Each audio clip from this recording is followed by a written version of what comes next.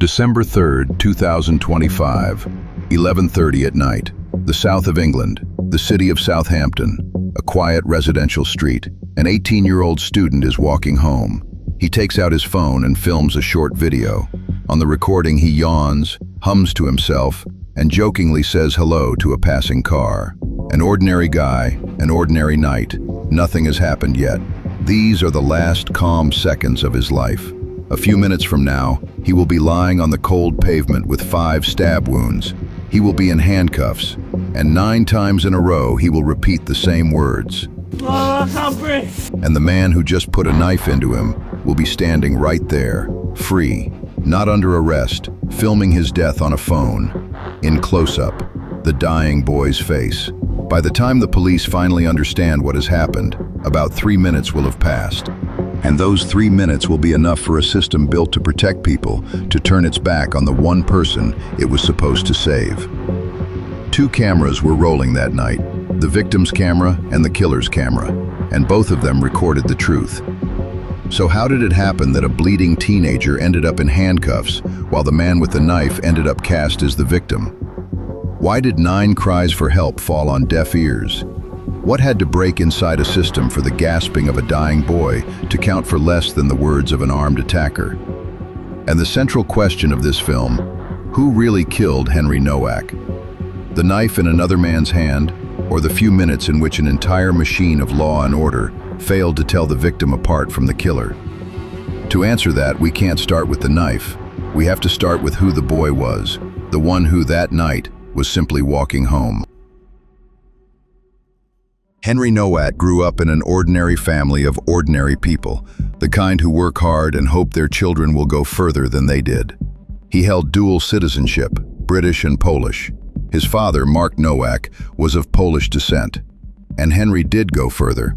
He got into the University of Southampton to study finance, and he became the first person in his family to reach higher education. His mother, Lucy Ross, later remembered how her son glowed the day he found out he'd been accepted. For the family, it wasn't just an acceptance letter, it was proof that they had done everything right.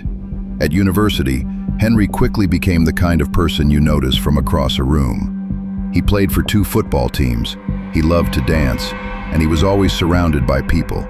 Those who knew him described him the same way: exceptionally friendly, open, with no patience for bullying or racism. His sister Olivia called her brother her best friend, and said he could light up any room he walked into. That's not a phrase invented after the tragedy. When Henry was buried, more than 650 people came to say goodbye. That many people don't show up for a random student. They show up for someone who, in a short life, became part of so many other lives. The family would later describe their own existence after that night as a life sentence, an emptiness that nothing can fill. Remember him like this: 18 years old, the first student in his family, 2 football teams, his sister's best friend, a boy made of light. Because everything that happens from here on is an attempt to turn this living, specific kid first into a suspect, then into a statistic, and then into a political slogan. But that night, he was still just Henry. Tired after meeting up with his team, walking home down a dark street, alone, unarmed. And on that same street, a few dozen yards away, a man was waiting for him, a man who had been collecting knives since he was 12 years old. To understand what happened on Belmont Road, you have to understand who was standing at the other end of it. Vikram Singh Digwa, 23 years old, a British Sikh. His family had long since moved to Southampton from India. An unremarkable young man with no criminal record, who sometimes picked up work delivering food with his brother. To his neighbors, just a guy from the next street over. Digwa belonged to the Nihangs, an ancient warrior monastic order within Sikhism. And here the line matters, because an entire political war would later be built around it. Sikh tradition calls for carrying a kirpan, a small ceremonial knife hidden under the clothing, a spiritual symbol, not a weapon. For decades, British law has recognized the right of Sikhs to carry it, and for decades it caused no problems. The same was true for Digwa. Under his clothes, on his neck, he wore a standard small kirpan that fully covered every one of his religious needs. The problem was not the kirpan. Nihangs sometimes carry a second knife, a much larger one, worn openly, believing it to be a blessing from the guru. But the court established a key detail. For Digwa himself, this was not a strict religious obligation. The proof was disarmingly simple. His own father and brother, who arrived at the scene later, were carrying no large blade at all. Their faith was the same. The big knife belonged only to Vikram, because behind the religious facade was something else. The prosecution proved that Digwa had an almost pathological obsession with bladed weapons. From the age of 12, he had trained with knives regularly, turned his bedroom into an arsenal, and constantly searched the internet for new pieces, speaking about them, as it was put in court, in loving terms. Here is the distinction to keep in mind for the whole film. A peaceful, centuries-old tradition with a small symbol of faith under a shirt, and a specific man who had spent years stockpiling weapons, and found in religion a convenient cover to openly carry an 8-inch dagger down the street. The law gave him the right to stand there. It did not give him the right to what he would do next. That night, Vikram Digwa was stone-cold sober. On his belt, over ordinary clothes, hung a sheathed dagger 8 inches long. And across the road, a tired student was approaching the intersection with his phone in his hand, not knowing that what he'd noticed wasn't just a passerby, but a man who had spent 12 years waiting for a reason to draw the blade. Henry's route that night took him down Belmont Road, toward the intersection with St. Denis Road, where the Digwa family lived. A forensic examination would later destroy one of the lies to come. Henry was not drunk. The alcohol in his blood was below the limit you're allowed to drive with in Britain. He was sober, calm, and completely unarmed. And there he is, noticing a man on a dark street with a large knife on his belt. Henry's reaction, the thing he would later be judged for while already dead, and the thing that was in fact entirely human, is to take out his phone and start filming through Snapchat. He doesn't attack, he doesn't run, he records. That recording survived. And it's exactly what makes the case of Henry Nowak unbearable, because we can see and hear his last calm seconds. On the video, he yawns, hums something under his breath, and tosses a joking hello at a passing car. And then, half joking, he calls out to the already departing Digwa. "So, where's the bad guy? Are you the bad guy? Say you're the bad guy, go on." It was a dumb, late-night tease from an 18-year-old kid, not a threat. Not an insult. But Digwa took the camera as a personal humiliation. He turned around sharply, came back saying, "I'm the bad guy," and forcibly tore the phone out of Henry's hands. A struggle broke out, and here it's important not to lose the logic. Henry grabbed at the attacker not because he wanted a fight. He was trying to get his phone back. The natural reaction of anyone who's just had something snatched from his hands. And in that moment, Digwa pulled the dagger from its sheath. He struck the unarmed student 5 times. The fatal blow went deep into the chest, the blade passing through several layers of heavy winter clothing. 2 more landed in the thigh. There was a cut to the face and a glancing wound to the abdomen. The first blows were so severe they instantly paralyzed Henry. He didn't even have the strength left to raise his arms to protect himself. Henry's camera went silent. That's where the first recording of the night cuts off. But more than one camera was rolling. And what happened next would stay on the second one. Normal human logic says that after something like this, a person either freezes in horror, or runs, or rushes to help. Digwa took out his phone. Bleeding, Henry was trying to save himself, to crawl away, to get out somehow. And Digwa followed him, not to finish him off, to film him. He chased the dying boy and recorded his face in close-up.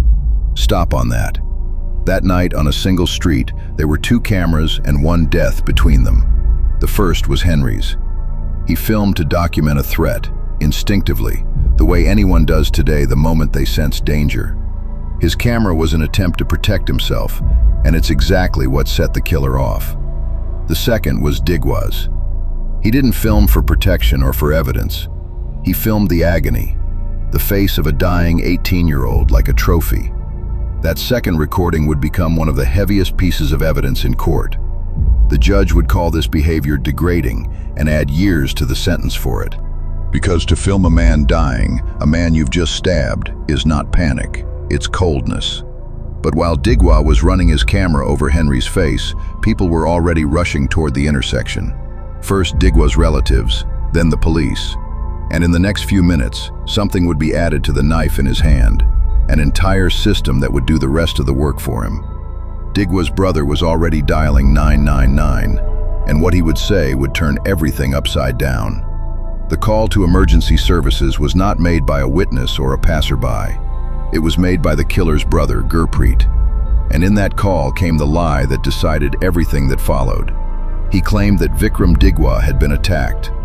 The victim was designated as the attacker before the first officer had even stepped out of the car.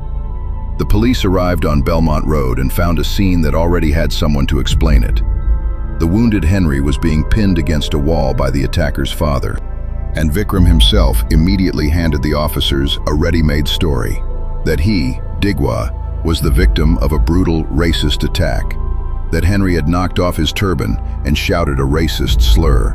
Not one of those accusations was true, but they were spoken first, and that was enough. The officers believed the armed man and ignored the unarmed one.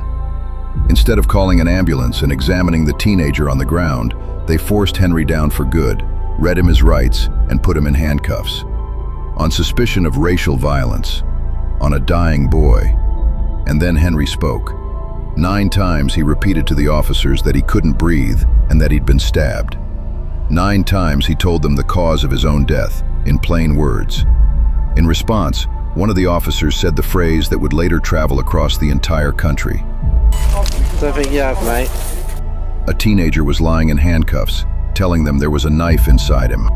And an officer of the law was explaining to him that he was mistaken. According to varying estimates in the case, somewhere between 1 and 3 minutes passed. And only when Henry finally lost consciousness did it dawn on them. They took off the handcuffs and started CPR. Henry Nowak died at the scene, on the same street he'd been walking home on. A post-mortem would later establish something that both removes and refuses to remove the guilt from the police. The damage to the aorta and the lung was so severe that Henry would not have survived even with an ambulance right beside him. Medically, he could not be saved. But his father, Mark Nowak, said something we cannot walk past. The point isn't only whether the life could have been saved. The point is that the actions of the police stripped his son of basic dignity in his final minutes. Henry died in handcuffs, like a criminal, to the sound of being told he was faking it. And here is the question that is the heart of this film. These officers were not monsters. They had come to save someone. So what exactly had to break inside the system for ordinary people in uniform to put handcuffs on a boy who told them 9 times that he was dying? The simplest answer, the police screwed up, is the most useless one. Several factors came together. A deep, dark night, a dark street, several layers of dark winter clothing that hid the cuts in the fabric. The fatal blow caused massive internal bleeding, the blood going inward, leaving almost no visible trace. On top of that, a working assumption the police carry, that people in custody often fake choking to avoid arrest. That night it became a deadly trap, and 9 genuine cries for help were heard as 9 attempts to deceive. But the main thing was the order of trust. The system believed not the person on the ground, but the one standing and speaking with confidence. The armed man delivered a ready-made story about a racist attack, and that story decided everything. When the scenario, maybe this is racism, automatically outweighs the scenario, a man is bleeding out, the error stops being human and becomes structural. Hampshire police would later formally apologize for handcuffing the wounded boy. An independent investigation would begin, and the system itself would admit that something in the way it was set up produced this result. That's the answer to the central question. Henry Nowak was killed by Vikram Digwa's knife. The court established that. But the 3 minutes in which no one heard him were killed not by malice, but by a machine in which the fear of erring in one direction grew stronger than the ability to see the dying man right in front of you. Digwa would get a life sentence for it. But the case wouldn't end there, because this story has one more floor beneath it, and on it, the system would err again, this time in full view of the entire country. On May 28, 2026, the jury rejected the claim of self-defense and found Vikram Digwa guilty of murder. On June 1st, the judge delivered the sentence: life imprisonment with a minimum term of 21 years. To many it seemed too lenient, so lenient that the Attorney General's office opened a review. In parallel, it came out that Vikram was not a lone man with a random knife. When police searched the family's home, they found a real arsenal: a flick knife, knuckle dusters, a telescopic baton, a machete, combat swords, a Japanese chain weapon. The father and the brother, the same brother who made the false call, were charged. So was the mother, who had hidden the murder weapon. But the focus of this film is not the sentence or the arsenal, it's what happened next online. Because the same system of trust that failed Henry on a dark street would fail another person in exactly the same way. When the footage from the officers' body cameras reached the public, fury swept the country. And then artificial intelligence entered the story. An AI tool built into a major social network analyzed Old Hampshire police press releases and confidently named the officers who had supposedly detained the dying Henry. Among them, a former police officer named Christy Hill. The problem was that Hill had left the police back in April of 2024. 20 months before the murder, she physically could not have been on that street. The algorithm had simply pulled her archive photo from a bravery award ceremony and handed an innocent person to a crowd looking for someone to punish. Hill was hit with harassment and calls for her to be killed. She had to flee her home and go into hiding. A woman who had honestly served for 12 years ended up on the run over a crime that never happened. Do you see the repetition? On Belmont Road, the system believed the first confident version and handcuffed the wrong person. Online, the algorithm produced the first confident version and the crowd lunged at the wrong person. The same mechanism, two different levels. The rush to convict turns out to be stronger than the ability to check. And above all of this, a political storm was unfolding. Henry's name was picked up by right-wing populists who turned him into a slogan for street protests that escalated into riots, with police officers injured. A living boy, a footballer, a dancer, his sister's best friend, was being torn apart into political symbols. And the one person with every right to rage asked for the opposite. Henry's father called for no revenge and no dividing of society along racial lines. He turned out to be calmer and more humane than the people hiding behind his grief. Let's go back to where we started. That night, two cameras were working on a single street. Henry's camera showed a living person, a kid who was yawning, humming, joking with a passing car a few seconds before his death. He turned it on to protect himself. Digwa's camera showed that person's death, the dying boy's face in close-up. He turned it on to revel in it. Both recordings told the truth. Both were right there. And still, the truth arrived too late. Because between the two cameras stood a third force, the one that decides who gets believed first. First, it was police officers who believed the armed man instead of the unarmed one. Then it was an algorithm that believed an old file instead of the calendar. And in both cases, the one who paid was innocent. Henry Nowak was killed by a man with a knife. That's been established, and a life sentence has been handed down. But this film was not only about that knife. It was about the minutes after the blow, when a boy said 9 times that he was dying, and the system answered him, "I don't think you have been." The question that remains is simple and terrifying.